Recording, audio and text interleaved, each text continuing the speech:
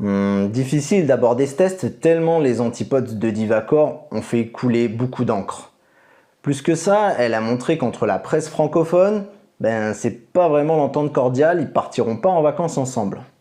Ça balance des accusations du style connivence entre la marque et la presse française pour favoriser les antipodes, français chauvin avec vos startups, et vous les favorisez dans des comparatifs, etc. Je peux vous dire qu'en plus j'ai lu des échanges, on est loin d'être dans les routes du paradis. Mais non, attends, obligé tu connais. Non? Ah, y a rien de gratuit en ce bas monde, 10 $.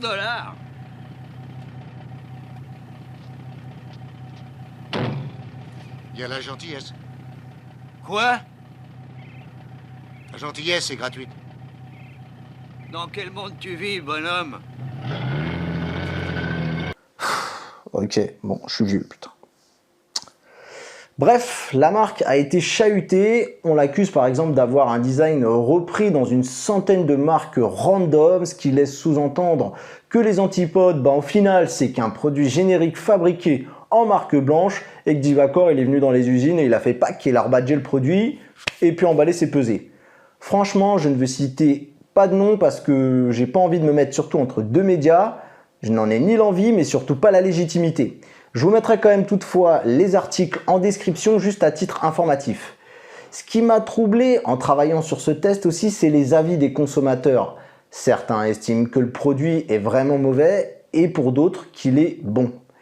J'ai longtemps à chercher à comprendre les uns et les autres et finalement j'ai décidé de mettre tout ça de côté parce que ça m'a vraiment pris la tête et je vais simplement vous donner mon modeste avis. Salut tout le monde, c'est Mathieu de Rester Connecté et voici ma vérité sur les antipodes de Divacor.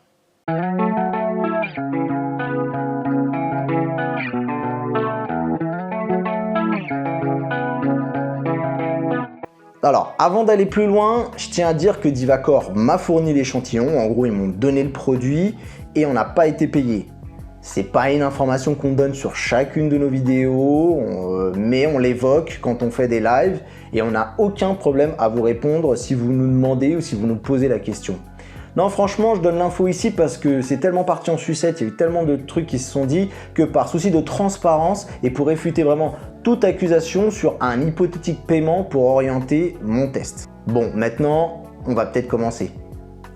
Niveau design, je trouve les antipodes très réussis. Tout d'abord, le produit est compact, surtout quand on sait la technologie que ça embarque, avec la batterie notamment.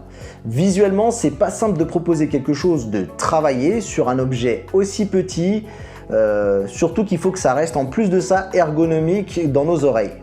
Non, franchement, je trouve que le job, il est plutôt bien exécuté. L'idée de mélanger les plastiques entre le soft et le rugueux et entre le mat et le bruyant, du coup ça donne une vraie identité à ces antipodes. Avec ce coloris en plus j'ai l'impression de retrouver un casque que j'ai déjà testé de Divacor, le Addict, et on sent que les produits ils sont un peu d'une même famille. Si je devais suggérer une idée franchement à Divacor, c'est qu'il faudrait peut-être proposer plus de coloris. Je me doute qu'ils vont me répondre genre c'est un choix financier, mais j'espère vraiment voir d'autres déclinaisons plus tard, pourquoi pas, pour rendre le produit encore plus fun. De mon côté, j'ai opté pour le modèle bicolore, blanc et gris. Je trouve que ces deux couleurs sont très élégantes, surtout ensemble. Après coup, je suis pas sûr d'avoir fait le bon choix sur le long terme.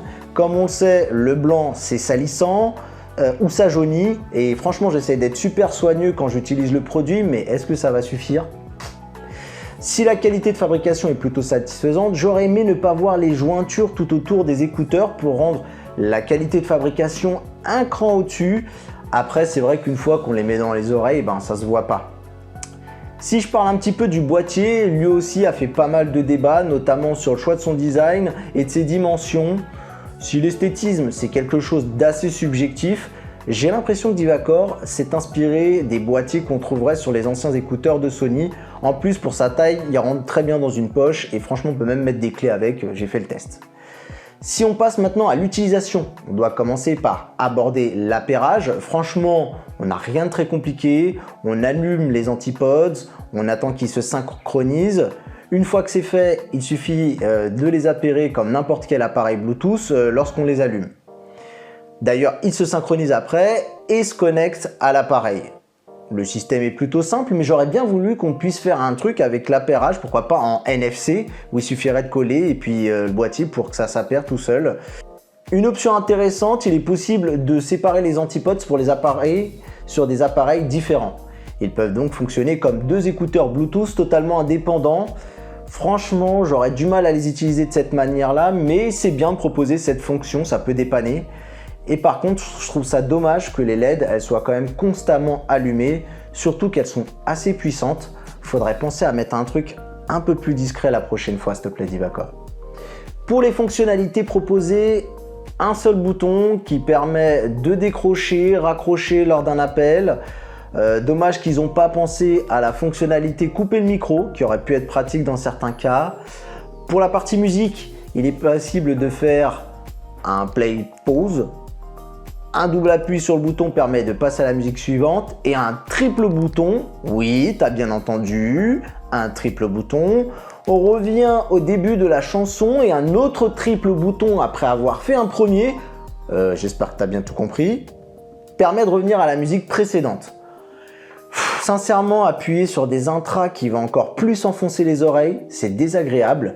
En plus, le triple appui, c'est un peu une véritable galère pour réussir la commande. Là, pour moi, Divacor, tu t'es un peu planté sur cette ergonomie à l'utilisation. Franchement, je me demande si c'est pas d'ailleurs une astuce pour aider les montres connectées à se vendre mieux, parce que moi, je l'utilise que comme ça, en passant mes chansons via ma montre. Si on passe maintenant à ce qui nous intéresse le plus, la qualité du son. Tout d'abord, il faut bien placer les antipodes, il y a une manière de les insérer, et si tu te trompes, ça donne un résultat très décevant sur le son. Il faut bien que la bande grise ici soit à la verticale, à l'horizontale, tu vois, j'ai dit une connerie, et non à la verticale.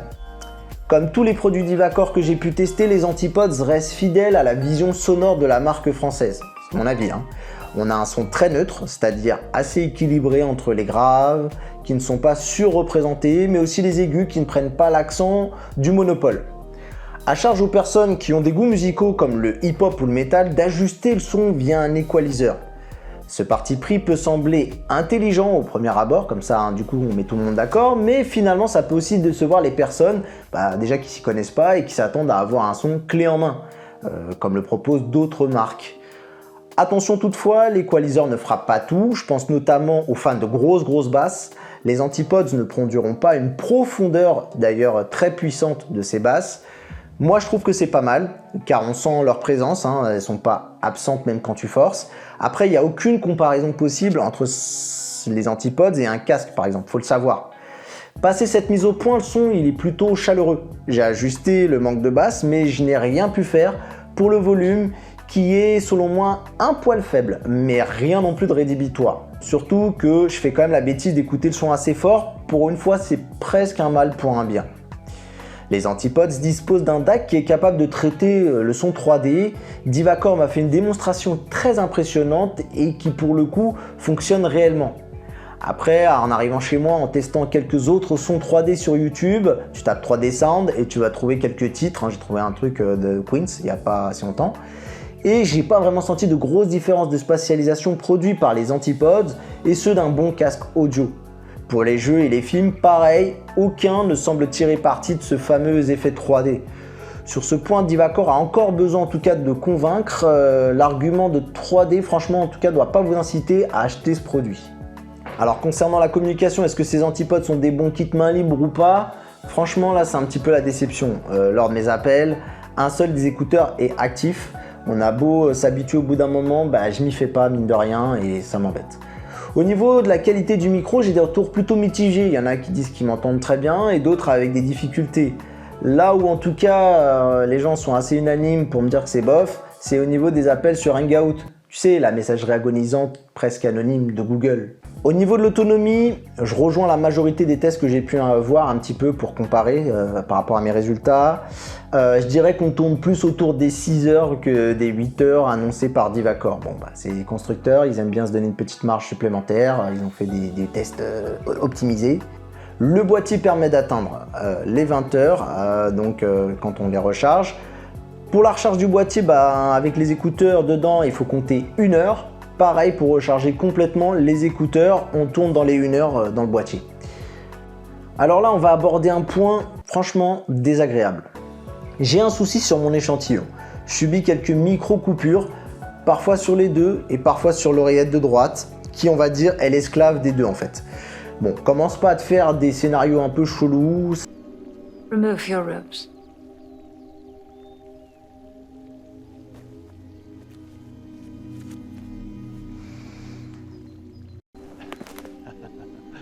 Ça n'a rien à voir.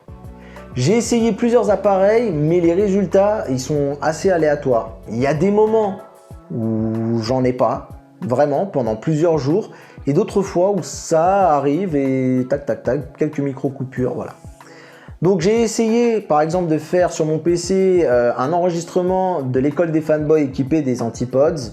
L'école des fanboys, c'est un petit podcast, je t'invite à découvrir, surtout si t'aimes les gens qui se chamaillent et les vannes qui sont en dessous de la ceinture. Et là, bah, ça a été quand même plus handicapant, ça arrêtait pas de couper. L'autre moment où j'ai été gêné aussi, c'est pour l'écoute d'un e-book. Hashtag j'ai la flemme de lire ou hashtag la lecture New Generation, hein, c'est toi qui vois. Puisqu'on perd d'ailleurs certaines phrases, donc c'est un peu embêtant. Par rapport à ces micro-coupures, j'ai vu certaines personnes en parler dans les commentaires des forums ou dans des vidéos, et en faisant le tour des personnes que je connais qui possèdent les Antipods, tout le monde ne semble pas concerné. Donc on va dire que c'est mon échantillon.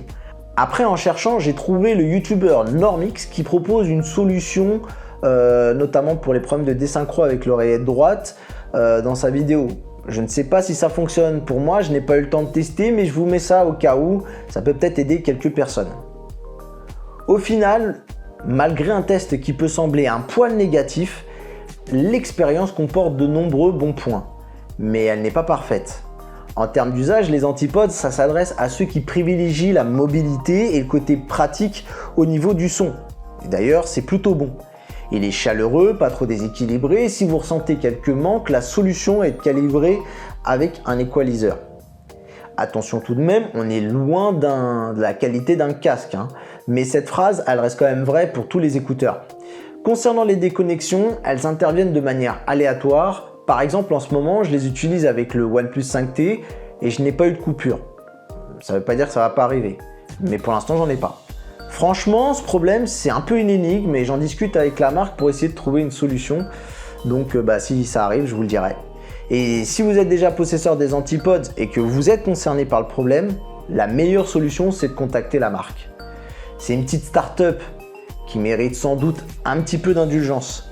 Attention, je dis pas qu'il faut leur pardonner, mais vous pouvez au moins leur laisser une chance de régler votre problème, soit par exemple par un échange.